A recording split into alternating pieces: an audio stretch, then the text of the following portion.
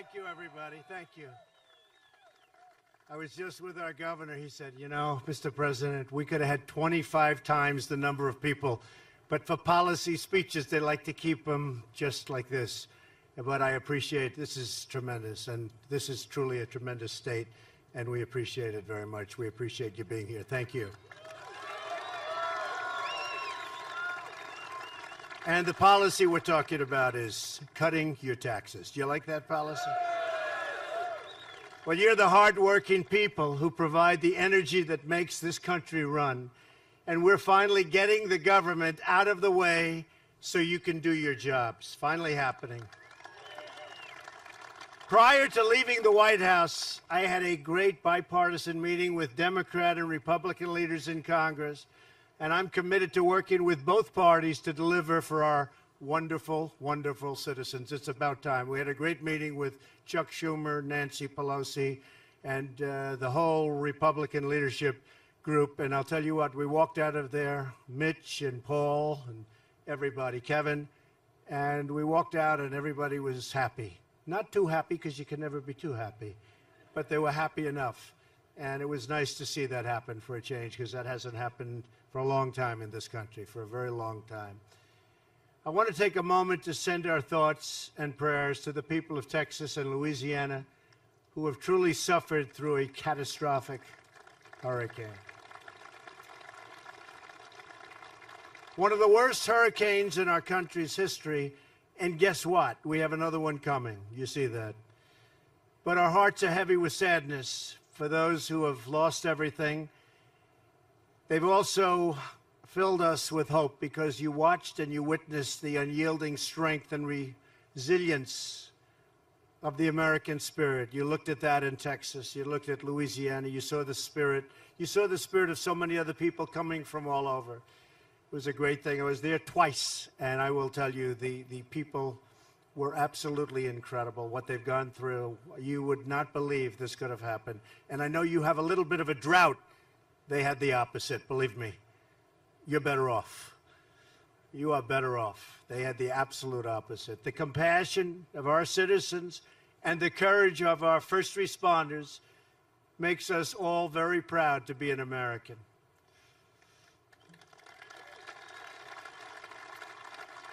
I can tell you that I was deeply inspired by the faith and perseverance of those who I met, and by all of the people that were there, so many people.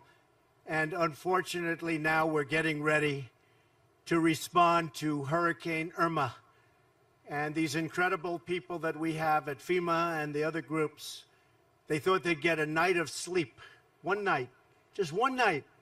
They're not getting anything. They're right now going to Florida, Puerto Rico, and the Virgin Islands, and they're already there.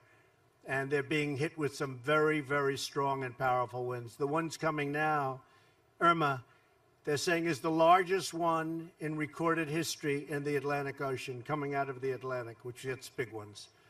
So I just want to thank everybody and all of the people that are going down, and they're really now again in harm's way. We'll work together to help save lives, protect families, and support those in need.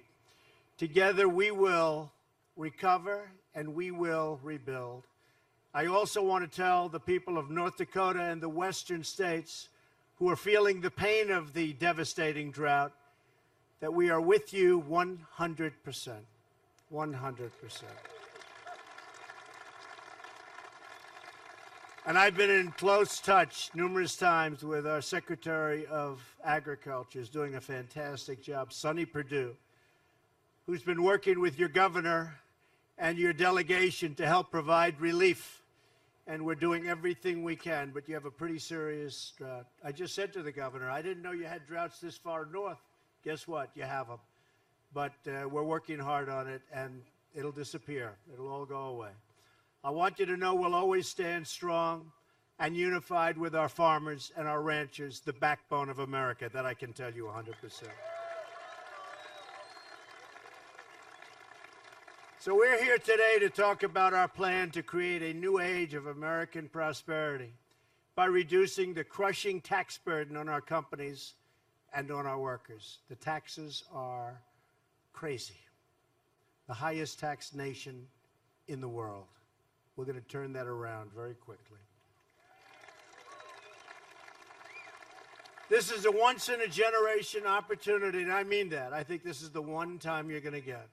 And I'm honored to be joined by some of the fantastic leaders who share this goal with us.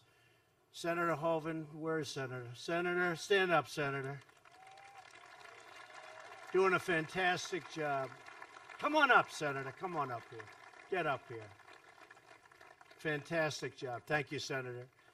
Governor Burgum, come on up, Governor.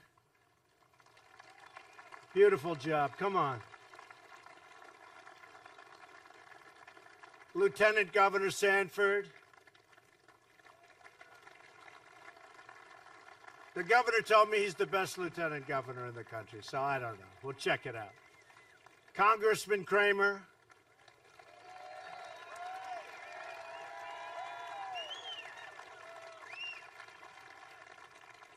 Senator Heitkamp. Senator, come on up.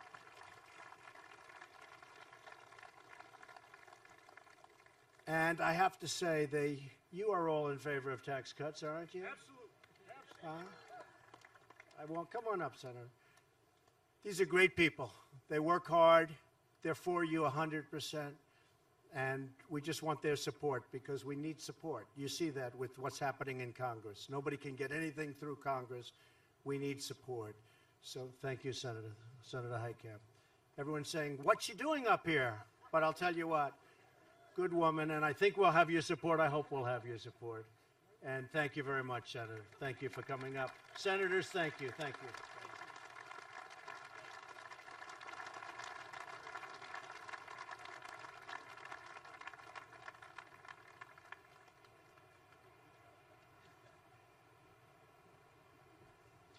They're all in good company together.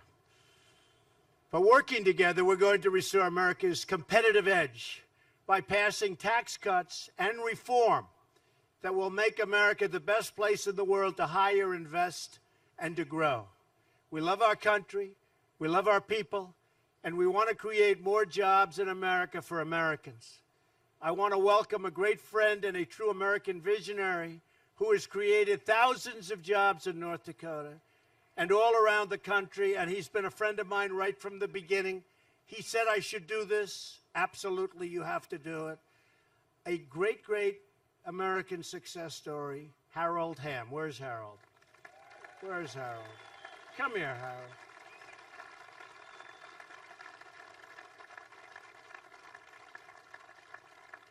Thousands and thousands of jobs.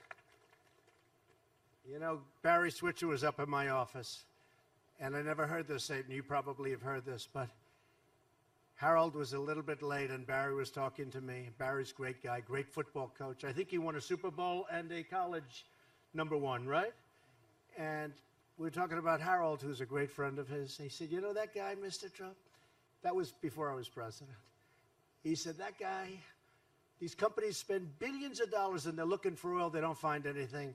Harold Hamm, he puts a straw in the ground, and oil flies out. That's why he's rich, I guess. Anyway, Harold, thank you very much. You want to say something? Go ahead.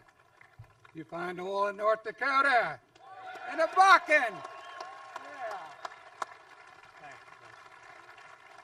Thank you, Harold. North Dakota is an inspiring example of the amazing things that are possible when we unleash the genius of American innovators, unite the red tape, and I'll tell you, and we have to unite everything, and all that red tape becomes beautiful when you get rid of it. And we're getting rid of, are we getting rid of a lot of red tape, by the way? And we unlock the extraordinary potential of our great American workers. North Dakota chose to embrace American industry and the American worker, even when many in Washington wanted to tax and regulate your industries totally out of existence. And you knew that. You've seen what's happened over the last number of 8 months. You've seen what's happened. Big difference. Today, families have new jobs and new hope because of the vast energy wealth that you brought to life right here. You understand the vital truth. Washington has no right to shut down energy production because America's energy wealth doesn't belong to the government. It belongs to the people.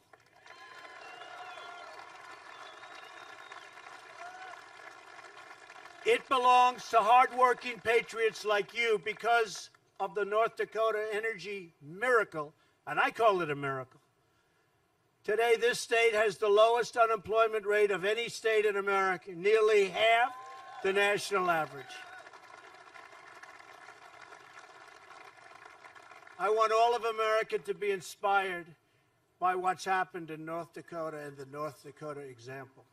This state is a reminder of what can happen when we promote American jobs instead of obstructing American jobs, which has been happening, believe me.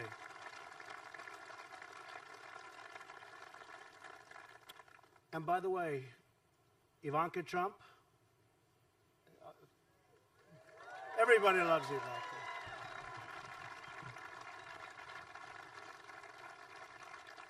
Come up, honey. Should I bring Ivanka up? Come on.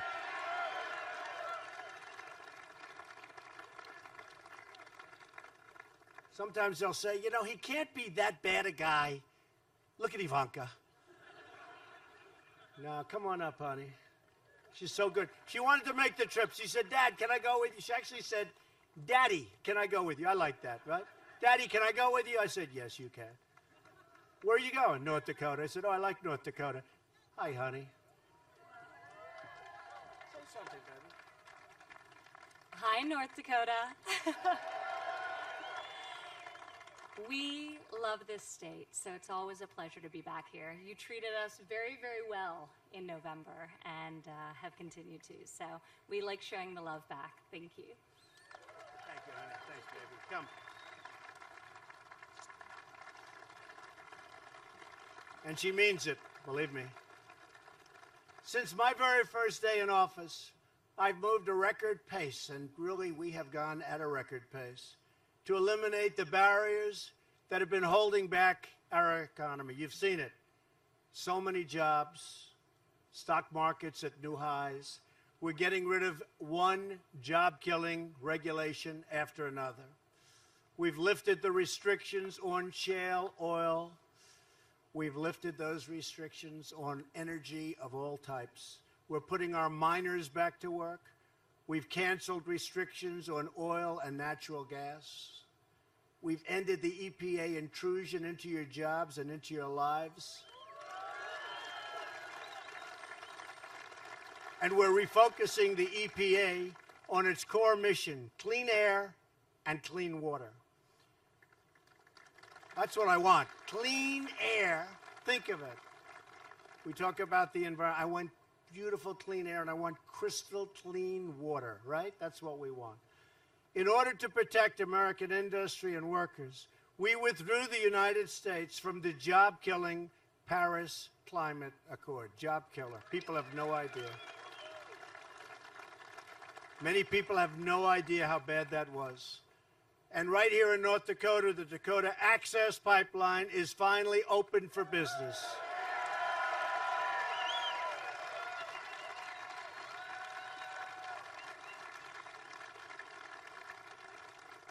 Now, what other politician, if elected president, would have done that one? They would have stayed so far away. And I did it immediately. And I didn't even do it in that case for jobs. It was the right thing to do. And that is flowing now beautifully. So it was the right thing to do. We opened it despite so many people that were on the other side, calling and asking for this not to happen. Please, we don't want it to happen. I said, why? They didn't know. There was no, they just didn't want it to happen. So I did that. I also did Keystone. You know about Keystone. Another one. Big one. Big. First couple of days in office, those two. 48,000 jobs. Tremendous, tremendous thing. I think environmentally better. I really believe that. Environmentally better. So I'm keeping my promises to the American people. I do what's right. That's all. I just do what's right. I don't think about it. I do what's right.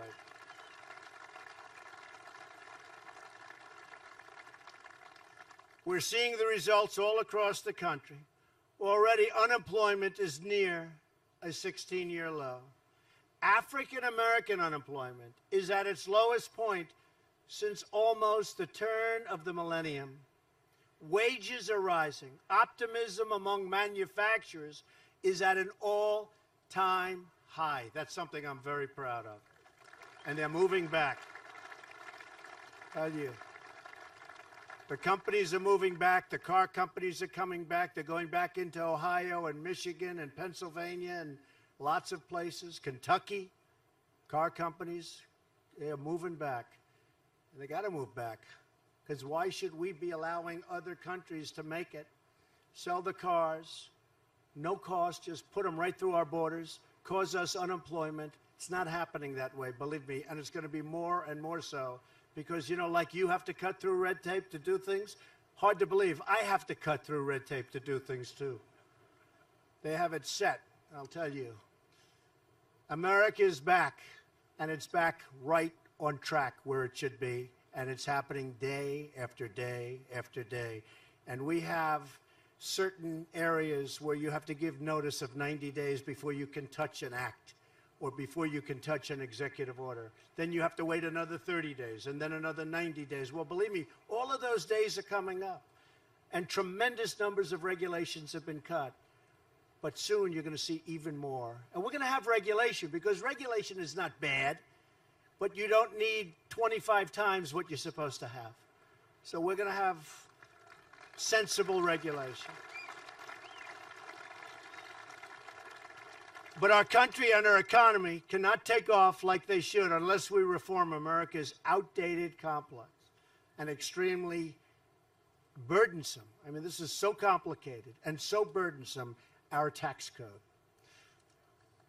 Our painful tax system has become a massive barrier to America's economic comeback. It really is. We're penalized. It costs us millions of American jobs, trillions of dollars, and billions of hours wasted on paperwork and non-compliance. Our tax code is a giant self-inflicted economic wound. In the last 10 years, our economy has grown at an average of only around 2%, and some would say less than that. When I talk to the leaders of other countries, I speak to them all the time, they're unhappy about 7 or 8 points of growth, GDP. I spoke to a leader of a major country recently. Big country. They say our country is very big. It's hard to grow. Well, believe me, this country is very big. How are you doing? I said, because I have very good relationships, believe it or not, with the leaders of these countries. I said, how are you doing? He said, not good at all. Our GDP is 7%. I say, 7%. Then I speak to another one, how are you doing? Not good. Our GDP is only 9%. Our GDP, if you look at our number when we first got in, we were hitting 1% numbers, and nobody even talks about it. Well, last quarter, we hit 3% GDP.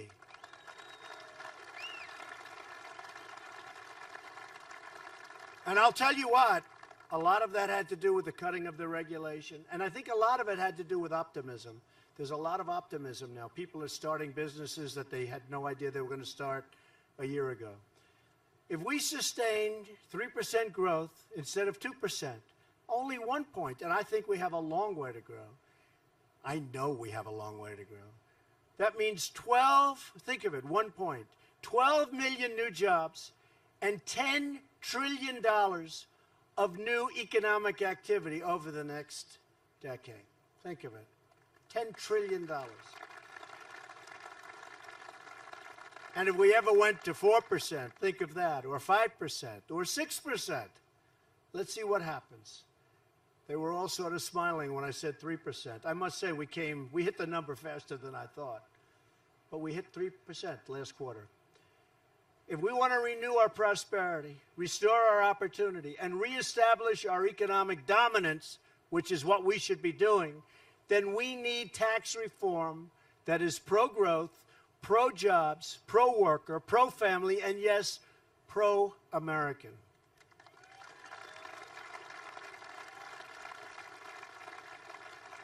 And anybody that's going to vote against tax cuts and tax reforms, whether it's in North Dakota or anybody else or any place else, you got to vote against them and get them out of office because it is so bad.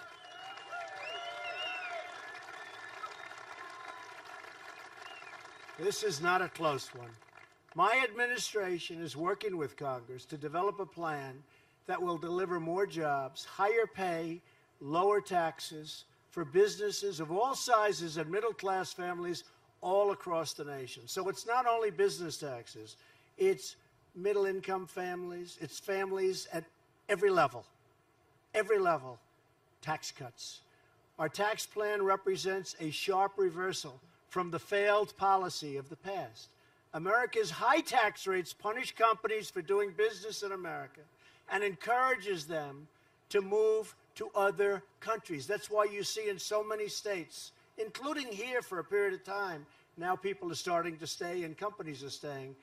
They'd leave for Mexico and for other places, just routinely. Well, we've stopped it and we are stopping it. We're not going to let it happen. There has to be a price to pay when that happens, when they let our people go and that happens, and they think they can sell the product right back into the USA. There's going to be a big price to pay, and there has been, and that's why you're seeing a big change. These Washington policies have pushed industries and companies offshore, who then import their goods back into America and lay off their workers in the process. We end up with nothing. Not going to happen. My administration strongly rejects this offshoring model, and we've embraced a new model. It's called the American model. Very simple, the American model. Under the American model, we're reducing the burdens of our businesses as long as they do business in our country. We want them to do business made in the USA. We want them to do business in our country.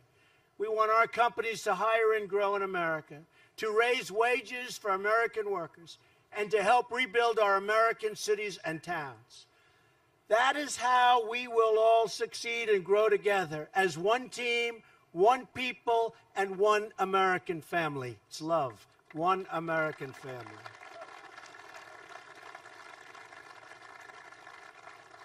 We're going to get into great detail over the next 2 weeks, but we're working on it with Congress now and coming up with very exacting numbers. But here are my 4 basic principles for tax reform. First, we need a tax code that is simple, fair, and easy to understand, unlike what we have. Our tax code has gotten ridiculously complex. This complexity leads to massive frustration, wasted time, and wasted money, lots of wasted money. Today, the average taxpayer has to wade through 241 pages of instructions to file a basic tax form. Does anyone know that? 241 pages. A staggering 94% of the families need professional help to do their taxes. They have to get it, which is why the tax preparation industry generated $10 billion in revenues last year. That's one business I want to drive down. Sorry. H&R Block will not be supporting Donald Trump, I can tell you. Taxpayers spend 6 billion hours each year complying with the tax code.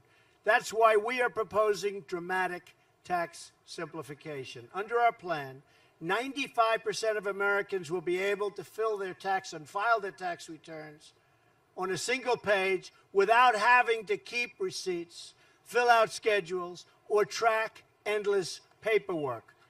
We're giving hardworking Americans their time back, and we're giving them their money back.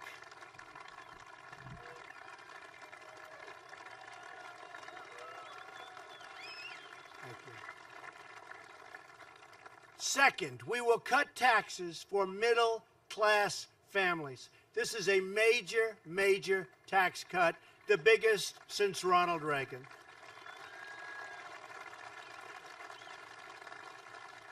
The pipe fitters and plumbers and nurses and police officers, all the people like you who pour their hearts into every penny earned.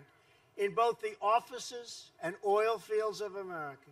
You're the ones who carry this nation on your back, and it's time for you to get the relief that you deserve. It's enough. It's enough. That's why our tax plan will reduce taxes for our middle class and allow them to keep more of their own money, keep that hard-earned money where you can spend it the way you want to spend it, or guess what? You can also save it. Nothing wrong with that. But it's your money, not the government's money. So we will provide tax relief to middle-income families through a combination of benefits, such as raising their standard deduction, increasing the child tax credit, and lowering tax rates substantially. Third, we need a tax code that restores our competitive edge so we can create more jobs and higher wages for American workers. Our plan will provide tax relief to businesses of all sizes, and we will cut the business tax rate as much as possible. Ideally, we would like to bring our business tax rate down to around 15%. That's a tremendous drop.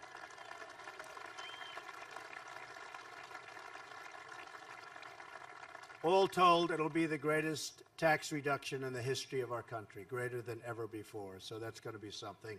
You'll see a rocket ship. You will see something happen like you've never seen. But we'll also dramatically reduce the tax rate for America's small businesses, which have created more than 60% of the new private sector jobs in the recent past. Tax relief is on the way for millions of sole proprietors, LLCs, and partnerships who report their income to their personal, and they do this, they put it on their personal tax returns. People think of it as a business, but it's on their personal tax returns. Those people with those businesses will be tremendous beneficiaries. Like you, who pour their hearts into every penny earned in both the offices and oil fields of America. You're the ones who carry this nation on your back, and it's time for you to get the relief that you deserve. It's enough. It's enough. That's why our tax plan will reduce taxes for our middle class and allow them to keep more of their own money, keep that hard-earned money where you can spend it the way you want to spend it, or guess what? You can also save it. Nothing wrong with that. But it's your money, not the government's money. So we will provide tax relief to middle-income families through a combination of benefits, such as raising their standard deduction, increasing the child tax credit, and lowering tax rates substantially. Third, we need a tax code that restores our competitive edge so we can create more jobs and higher wages for American workers. Our plan will provide tax relief to businesses of all sizes, and we will cut the business tax rate as much as possible. Ideally, we would like to bring our business tax rate down to around 15%. That's a tremendous drop.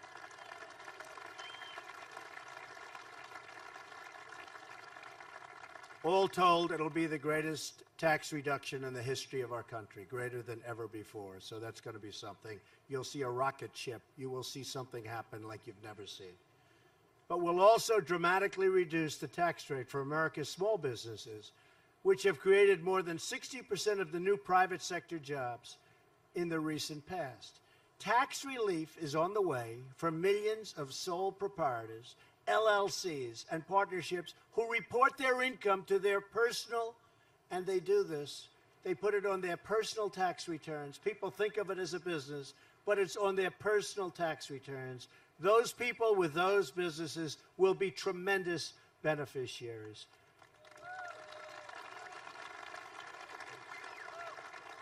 Sounds like many of you have those businesses. Tax reform will also benefit mid-sized businesses like North Dakota Guarantee and Title Company in Mandan. You know that company, anybody? President Nick Hacker. Where's Nick Hacker? Hello, Nick. How are you, Nick? How's business? All right? They're getting better all the time. He says that he spends a fortune on accountants to navigate our complicated tax system. We know the feeling. Everybody here knows the feeling. Like millions of other American businesses, he would much rather spend that money on higher wages for his 140 employees. Workers in energy sector, thank you. You have a lot of friends here, Nick. The workers in the energy sector will benefit enormously as well. North Dakota State Senator Jessica Unruh. Where's Jessica? Where's Jessica? Hello, Jessica. Congratulations. Doing a good job, right? That's what I hear. Who's also an environmental specialist, says lower business taxes will be a catalyst for energy companies to hire countless of new American workers. So important. We will also protect small businesses and family farmers here in North Dakota and across the country by ending the death tax.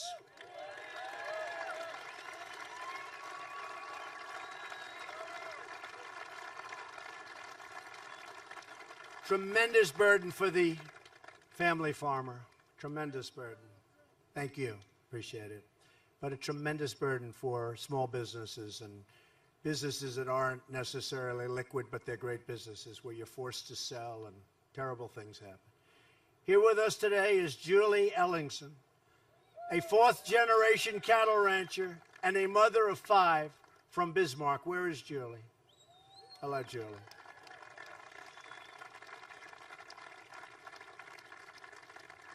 Like many family ranchers, Julie worries about the death tax shutting down her family business and keeping her from passing it on to her children. It's a devastating tax. Julie, we are not going to allow the death tax or the inheritance tax or whatever you want to call it to crush the American dream. I'm not going to let it happen, so fighting hard. Thank you, Julie. Ronald Reagan proved that cutting taxes on American businesses helps American workers win in the world marketplace. When President Reagan lowered taxes, American businesses beat out our foreign competition. Our economy boomed, the middle class thrived, and median family income increased. But then Washington stood by while other countries adopted our playbook. But they did it even better than us. They lowered their tax rates and reformed their tax systems to be more competitive substantially than that of the United States of America. And America went from leading the pack to following way behind. Now our business tax rate is the highest in the developed world, 60% higher than our foreign competitors. Pretty bad. Puts us at a big disadvantage. We're behind France, behind Germany, behind Canada, Japan, Ireland, Mexico, behind South Korea. We're dead last. Our high business tax is nothing more than a crushing tax on every product made in America. We have totally surrendered our competitive edge to other countries, but we're not surrendering anymore.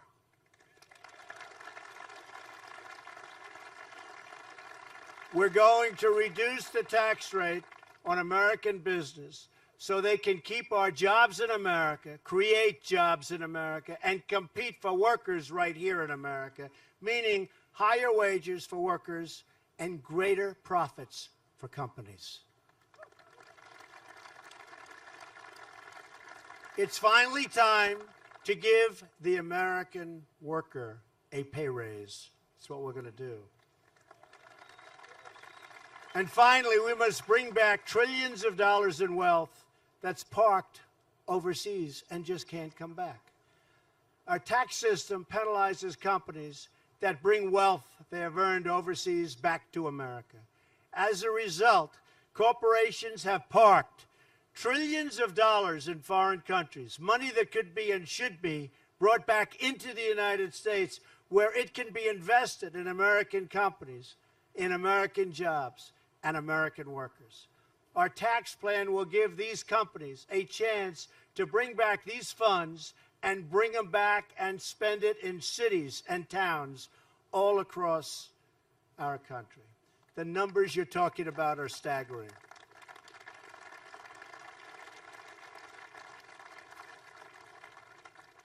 The numbers we're talking about are probably between $3.5 and $5 trillion that cannot come back into our.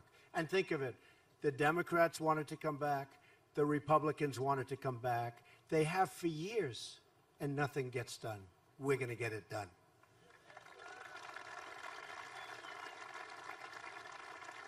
We're going to be switching from a worldwide tax system that encourages companies to keep their funds offshore to a territorial system that encourages companies to bring their profits back home to America where that money belongs. It is our time to invest in our country. We want to build our communities, and we want to build beautiful new ones, and we want to rebuild the old ones, and we want to hire.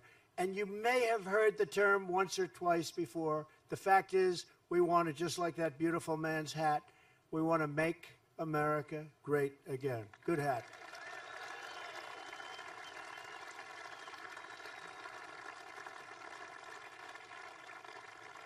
This is a once-in-a-generation opportunity to reform taxes, rebuild our economy, and restore America's competitive edge. History has proven time and time again that there is no power on earth more awesome and unstoppable than the will of the American people. You saw that on November 8th, believe me. You saw that on November 8th.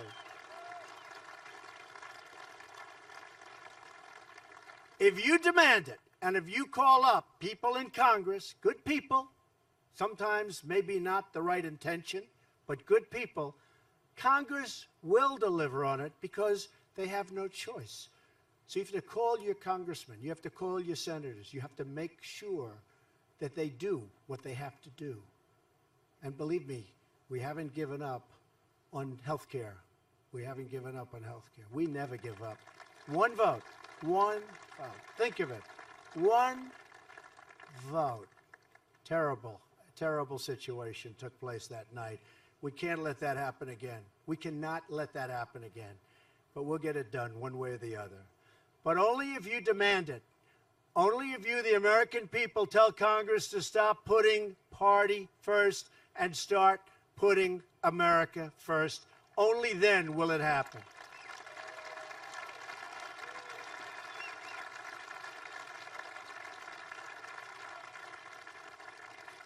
You can remind them that both of the Reagan tax cuts were passed by a Democratic majority in the House, a Democratic Speaker, and a vast majority of Democrats in the Senate, including a Democratic senator from the great state of North Dakota.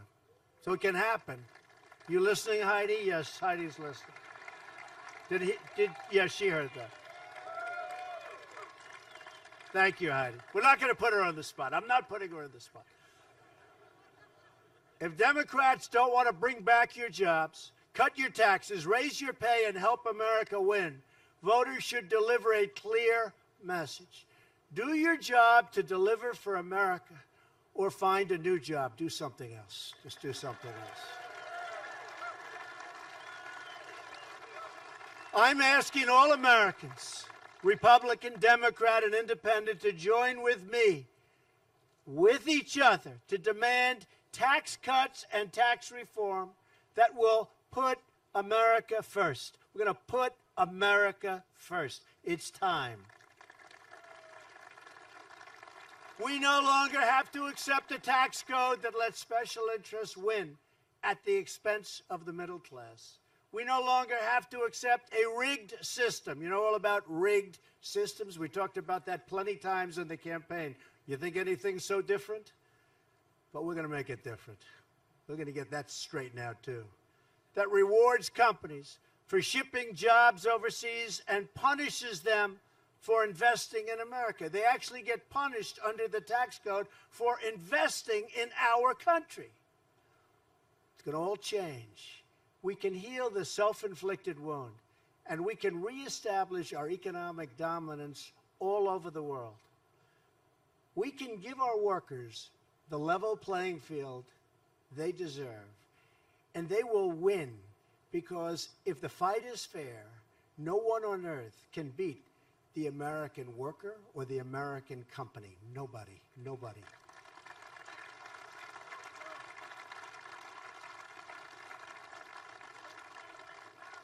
When we do, store shelves all across this country, those shelves are going to be so packed. All around the world will be lined once again with products proudly bearing the words, made in the USA. So, do you remember when we're growing up, it was either made in America or made in the USA? What do you like better? Ready? Made in America, made in the USA. What do you like? You like made in the USA? Seems to be. We should pick one or the other, probably. But we want to have one or the other. I think made in the USA, right? Made in the USA. There was such pride in that label, such incredible pride. And it's coming back again, believe me. It's coming, because the quality of what we do is second to none. If America comes together, if the people speak with one voice, we will bring back our jobs, we will bring back our wealth. And for every citizen across our great land, we will bring back the American dream. Bring it back. I want to thank the people of North Dakota who have been so incredible to me. I have so many friends here. I have so many people that I respect from this incredible state. I want to thank you. I want to say God bless you, God bless the American worker, and God bless the United States of America. And I appreciate you being out here today. Thank you.